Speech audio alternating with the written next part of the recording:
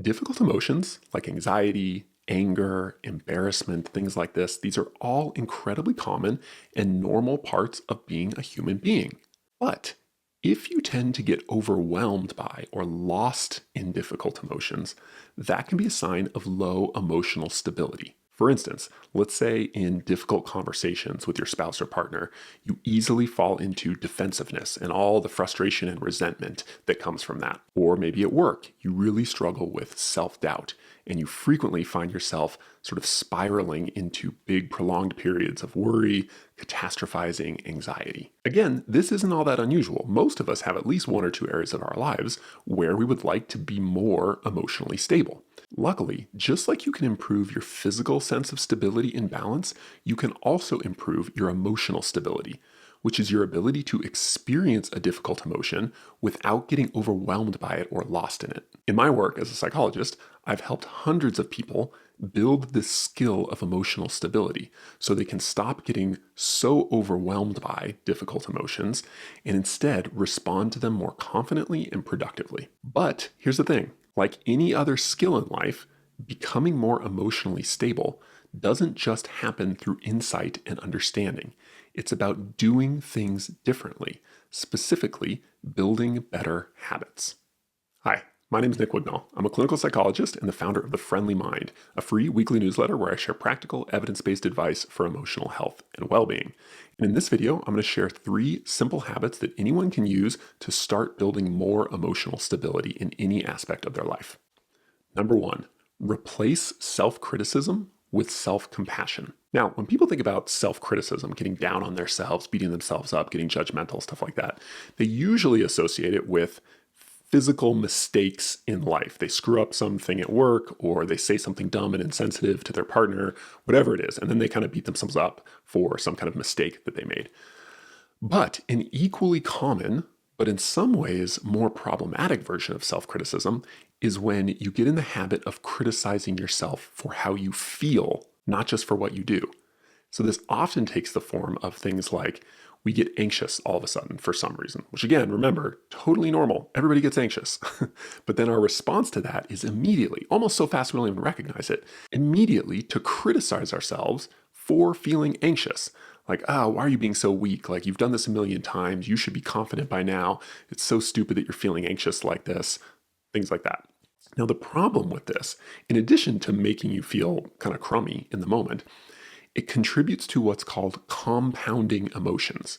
Now, a compound emotion is when you take one emotion, one difficult emotion, say anxiety, but then you add another difficult emotion on top of it, in large part because of self-criticism.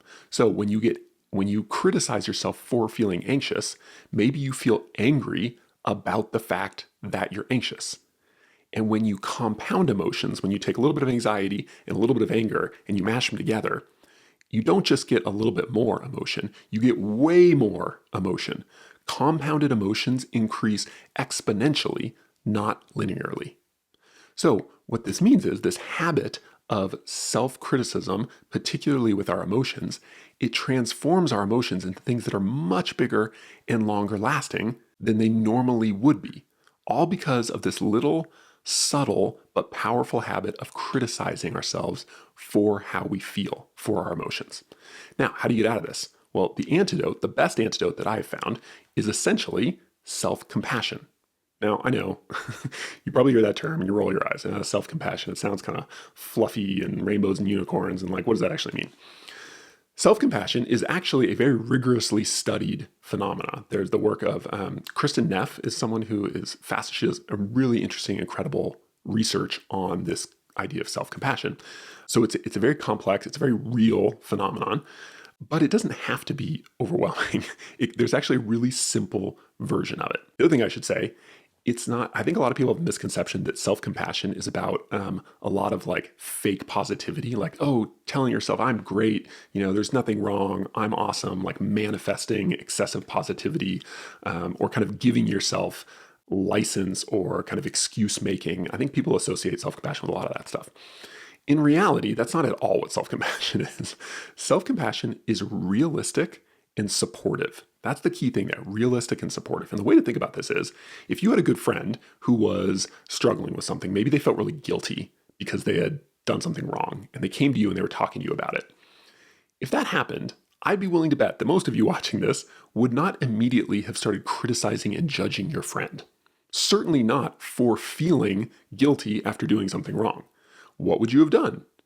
Well, you also probably wouldn't have said, "Oh, it's no big deal, you're fine, you're great, don't worry about it, it doesn't mean anything." No, you, you wouldn't go to either of those two extremes. Instead, what you would probably do is you would be, in a realistic way, you would be supportive. You would say, "Gosh, I can see why you would feel guilty after that. I've done some things I'm not proud of, and I definitely feel guilty afterwards." And you might even say something like, "Still, given that, it's understandable. It doesn't mean it's okay, but it's understandable that you fell into this, given the circumstances. I know you've been under a lot of stress recently. And again, I'm not saying that excuses it, but I can see where you're coming from, and that's hard. I know I've felt guilty before myself." So in other words, you would be realistically supportive of that person. That's compassion, right? Self-compassion just means taking that same attitude and approach to ourselves when we're struggling, especially when we're struggling emotionally. So if you feel really, let's say, sad all of a sudden, and maybe you can't even understand why you're feeling sad, what you want to do is resist that impulse, that initial instinct to get critical or judgmental of the sadness. Buck up, you shouldn't be feeling so sad, all that kind of stuff. And instead, be self-compassionate. Hey, I don't like feeling sad, and it's frustrating that I don't know where this is coming from, but it's okay. Everybody feels sad sometimes. It doesn't mean I'm weak, and life is complex. The mind is a very complex thing. The fact that I sometimes feel a certain way and don't understand why, that shouldn't be surprising. Frustrating, yes, but not totally surprising. That's self-compassion. That's what a good friend might say to you. So, the first most important habit you can start to build if you want to be more emotionally stable and grounded, again, in any aspect of life, is to get in the habit of catching the impulse to criticize yourself, especially to criticize your emotions, and substitute a little bit of self-compassion. You practice that, and like any new skill, it's going to feel awkward and clunky at first. It's not going to feel like it's working. But over time, that self-compassion will eventually start to become second nature. And once you start reacting instinctively with compassion rather than criticism to your initial emotions, you will find that they stop ballooning kind of to this excess level, and instead they remain relatively small or moderate, and therefore you have an easier time being with them and moving on from them without getting overwhelmed. Number 2, when you're upset, listen to your quiet emotions. Now, most of us, when we get upset, we tend to have one kind of big dominant emotion. It's the one we feel the most. And whether we realize it or not, we tend to zoom in on this emotion. And it's kind of the only thing we're experiencing or thinking about or feeling. So an example might be, let's say you get into an argument, let's say with your spouse or partner, and you just, they say a couple things that are really insensitive or do you think just are unfair or not true, and you just start getting really angry. You're mad, you're angry, you're frustrated, lots of kind of these like variants of anger. And because of that, you start ruminating, right? Anger often leads to rumination. And this just makes the anger even more intense. You start thinking about, how could they do that? I can't believe they're this insensitive. I told them last time not to say that type of thing when we're in a big conversation, yada, yada, yada. This leads to more anger. And the more angry you get and the more ruminative you get, the more conflict is going to be present in that discussion and the higher your odds of it not going well going forward. Now, in large part, that emotion has become so overwhelming and destabilizing because you've zoomed in and that's the only part of your emotional landscape that you're aware of or contemplating. But in reality, almost always, I would say always, but I don't like to make completely black or white statements like that. 99% of the time, when you're upset, there is more than one emotion present in your mind. You're feeling more than just one thing. One may be dominant. If you think of a pie chart, maybe it's 90% of the pie. But I would bet a lot of money there are at least one or two other smaller, quieter emotions that are present that you're not aware of and you're certainly not listening to. Now, why does this matter for emotional stability? Well, turns out listening to those quieter emotions can actually be really helpful in terms of not getting overwhelmed and staying more stable. So the way this might work is, remember we talked before about when you're dominated by, say, anger, one emotion, you get really black and white and things ratchet up quickly. And again, it leads to a lot of conflict. But imagine instead of just thinking about anger and how you've been wronged and all the crappy things they're doing and saying, what if you also tuned into how you're feeling and realized, for example, that, hey, you know what? In addition to feeling really effing angry, I'm also feeling a little bit sad. Like there's a little bit of sadness in there. It's very quiet and faint, but I can kind of feel it, hear it, so metaphorically speaking, back there in my consciousness. I wonder what that's about. And maybe by taking just a second to reflect on that and listen to that sadness, the thought occurs to you, gosh, this experience of being so angry and having so much conflict with my spouse, this really puts into contrast the early part of our relationship, which was defined almost by the opposite. There was so much levity and sort of carefreeness in our relationship. I remember how that felt and how good that felt. And I know I'm not naive. I know that like how you feel in the beginning of a relationship is it changes and things get more serious and there's more stress. And so of course things can't totally go back to the way they were. But gosh, I really wish we had a little bit more levity, humor, lightheartedness in our relationship. And it makes you think, hey, yeah, you know what? Even outside of this particular conflict or conversation, it's true. We really have kind of lost sight of that, I think, as a couple in our relationship. Now, for one thing, as you're thinking about this sadness and what it's sort of pointing toward, what's really important is that's all kind of mental energy that's not going into rumination and fueling the anger and the frustration and the conflict that leads to. So already you're ahead, so to speak, in terms of having more emotional equanimity and stability. But the other thing, the really important part about this kind of listening to and engaging with other quieter emotions is it leads to what psychologists call mental flexibility. So when you're super pissed off, for instance, and your emotional landscape is dominated by just one big primary emotion, you tend to be mentally pretty inflexible. You just keep ruminating and generating more of that emotion. You kind of get stuck. If you've ever been in a fight, it's remarkable how even just afterwards, when you look back, both people tend to be kind of rigid and stuck in their ways. But flexing emotionally and listening to other emotions tends to lead to flexing mentally. Your story changes a little bit. You start thinking, yeah, maybe one of the reasons we're in this conflict is, again, because things have gotten so serious and intense and stressful. Maybe we could do something different that would prevent or at least minimize conflicts like this from happening. And then that thought leads you to another thought, which is, you know what? I can see, because I've gotten a little bit more perspective, because I've zoomed out and I've been listening to some other emotions, this conversation is going nowhere fast. So maybe you decide to propose, hey, you know what?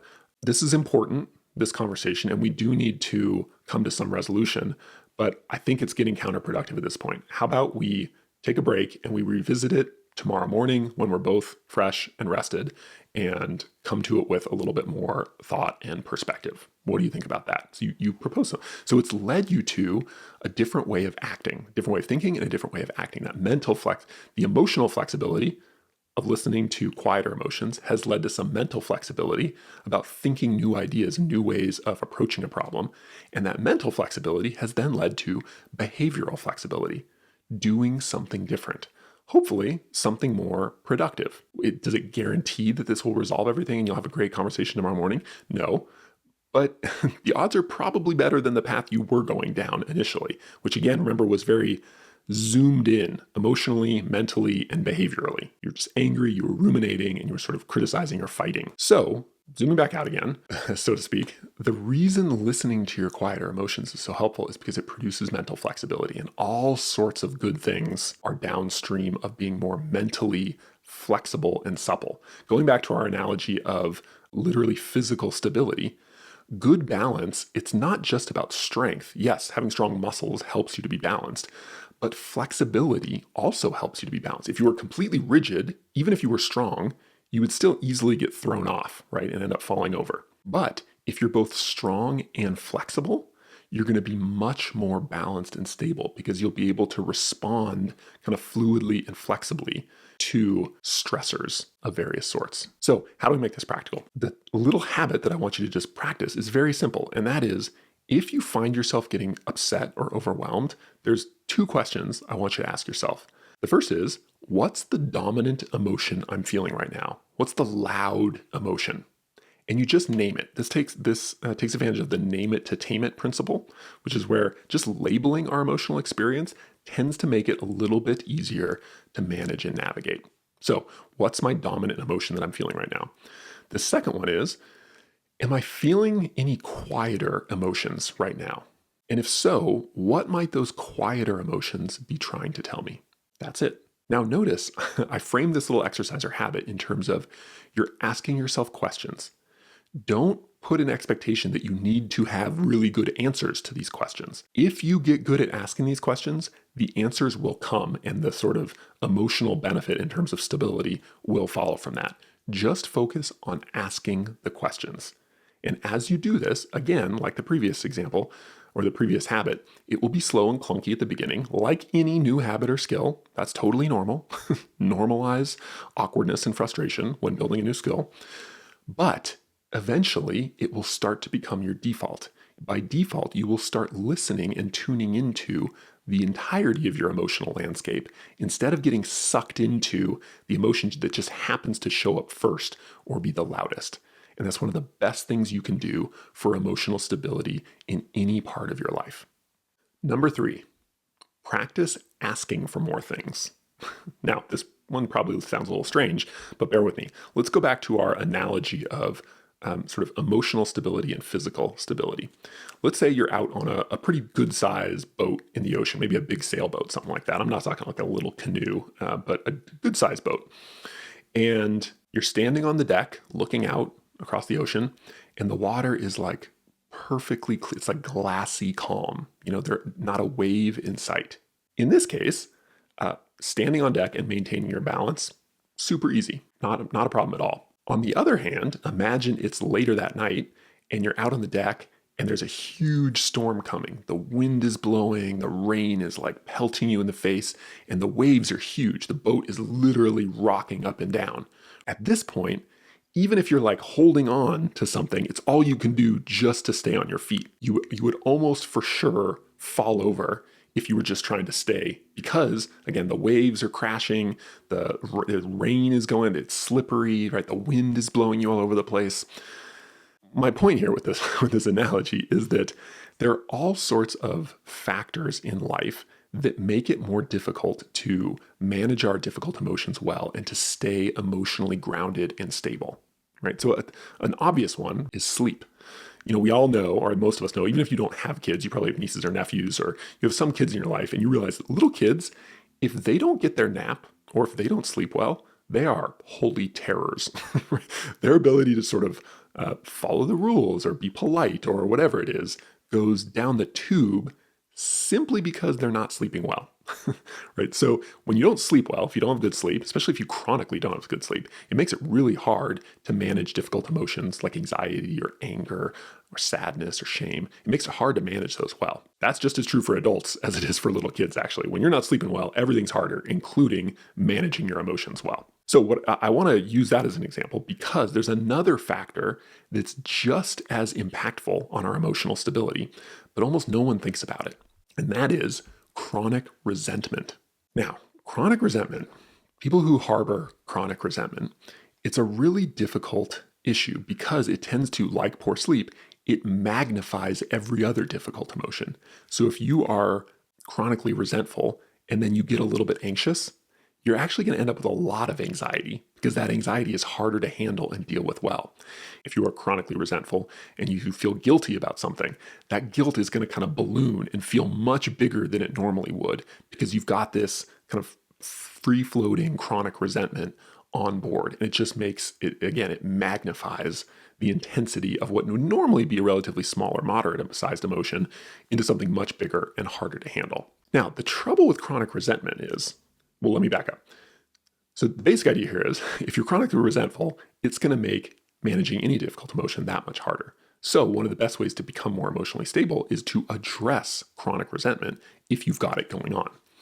Now, the tricky thing about chronic resentment, as opposed to say sleep, if you're not sleeping well, it's super obvious if you're not sleeping well. You couldn't ignore that even if you wanted to.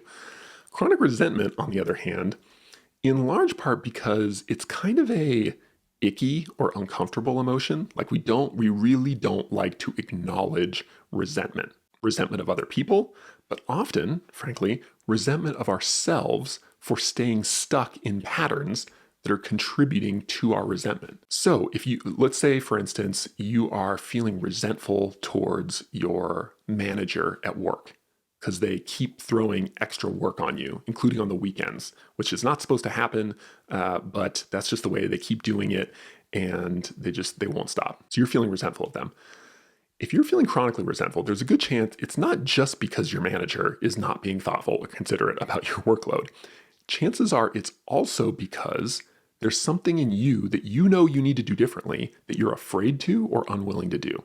So in this example, maybe you need to set a firm boundary with your manager and have a difficult conversation about the workload. In the back of your mind, you know this is what you should do, but you're afraid of it. You don't want, it feels really awkward and uncomfortable. You don't want them to get mad at you.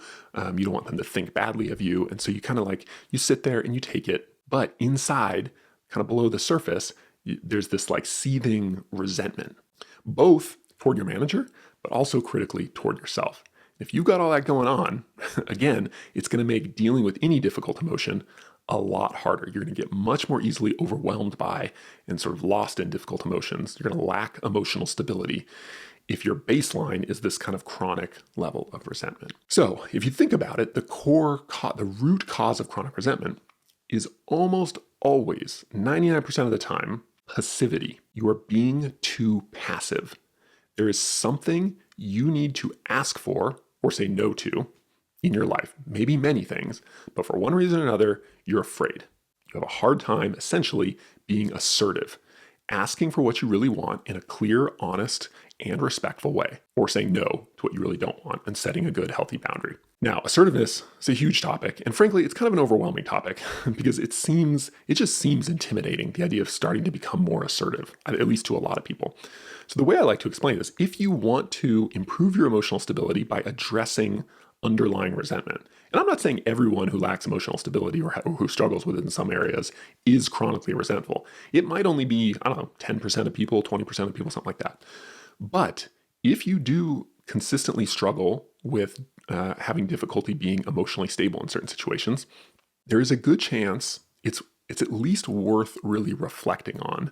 Maybe I do harbor some resentments, and I tend not to look at them because it's so unpleasant, but I would say that's definitely worth reflecting on. Again, most of you probably will not find anything, but a surprising number of you, I think, probably will. I know with myself personally, there's definitely more resentment in my life than I like to admit. So worth reflecting on. If you do that and you do find, hey, you know what? I do think actually maybe there's at least more resentment kind of in me under the surface than I realize. The best way to start getting better at being assertive and addressing those things in your life that you need to address so that you don't feel that resentment, the best way is to treat it like learning any new skill in life. If you want to learn to play the piano, you don't just sit down and start trying to play Mozart. It's not going to go well. You are going to feel anxious about playing Mozart without having learned how to play the piano, right? Because you haven't practiced. You haven't got good yet. The same thing is true with assertiveness. You can't just expect to be super assertive and to all of a sudden start setting great boundaries and asking for what you want confidently. No. It takes some working up to. This idea, I call it incrementalism. You need to incrementally improve your skill in something. So the way to do this with assertiveness and really asking for what you want is to create kind of a practice plan. If you were going to learn how to play the piano, you would probably, you might work with a teacher, or maybe you'd watch tutorials online on YouTube, and you'd work on something really small at first. You just learn kind of where to put your fingers, how to sit up straight and hold your hands, all that kind of stuff. Then you learn really basic melodies with one hand, I think. that's how that works. Then you'd start working on, basic songs, but with two hands, right? Left and right. Then you'd progressively, as you slowly start building both competence, ability, and confidence, the belief that you can do something difficult, you can start playing harder and more complex songs. You can do the same thing with assertiveness. So what I would recommend is take 10, 15 minutes, sit down with a pen and piece of paper, and just start brainstorming. Think of it like a brainstorming exercise. All of the places in your life where you would like to be more assertive. all the opportunities for assertiveness, places you want to express yourself when you feel afraid, ask for something you want, say no to something you don't want. Just think of all sorts of areas in your life like that and just brainstorm. Try and get a lot, right? As many as you can think of. They could be tiny, really small things, right? Like returning a drink at the coffee shop because they didn't get it quite right, to really big things like, I don't know, asking for a raise, something like that. Once you've got a good sized list, then you want to sort them into buckets. I like doing small, medium, large. And you arrange these items in terms of their perceived difficulty. So you're like asking for a raise. Oh my God, I'm like terrified to ask for a raise. That goes in the big bucket. And by the way, what's terrifying for one person might be easy for another person. So this is all pretty subjective. And there's little stuff like asking my husband to take out the trash on a regular basis. Maybe it's like a small annoying thing, but you've been avoiding it. So maybe that goes in the easy category. Anyway, divide things up into small, medium, large. That's the next thing. Now, what I want you to do is make a plan, something like every day, I'm going to practice one assertiveness opportunity. So you start with small, you look through your small bucket and you find one small thing. Okay, all right, for this week, I'm going to do one small thing every single day. I'm going to practice being assertive, but with small things that seem a little bit uncomfortable, but you're like, yeah, I could do that. Do that for a week, maybe 2 weeks. Then move up to the medium-sized bucket. And what you'll find is those things that seemed pretty scary, they still seem a little bit scary or uncomfortable, but they're going to seem a lot less so because you've been practicing. You've been building up confidence and competence. And then eventually you can work your way up to some of the things in the bigger bucket. Now, it probably seems like we've gotten really far away from the core topic here, which is emotional stability. But remember, the key logic here is that one reason we are often kind of emotionally unstable in certain situations and easily get knocked off kilter and overwhelmed by emotions is that we are chronically resentful, and chronic resentment tends to magnify or exacerbate any difficult emotion. Chronic resentment is often, almost always, caused by not having things in our life that we want, but we're not asking for, and then resenting both other people and ourselves. So the solution to that is to practice asking for what you want, getting better at the skill of assertiveness. And to do that, you treat it like any other skill, and you slowly but surely, starting small, practice and work your way up to higher levels of skill. All right, I hope you've enjoyed this video. Again, my name is Nick Wignall. I'm a clinical psychologist, and I think if you enjoyed this video, you will also really like my weekly newsletter that I send out. It's called The Friendly Mind. It's totally free. It goes out every Monday morning, and in it, I share all sorts of tips, tools, new articles, essays, videos like this across a whole range of issues in emotional health.